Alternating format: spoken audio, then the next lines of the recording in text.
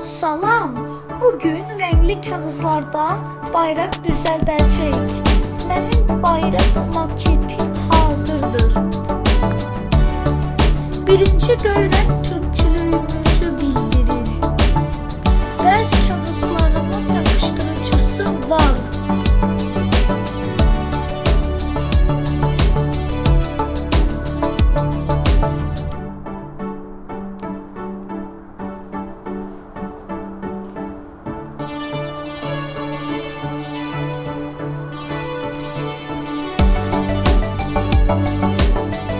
Kırmızı renk müasirliğimizi bildirir.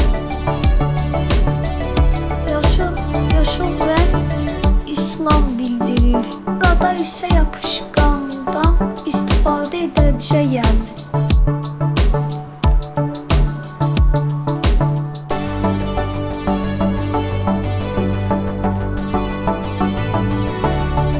Bu üç renkli bayrağım gözümün ışığıdır.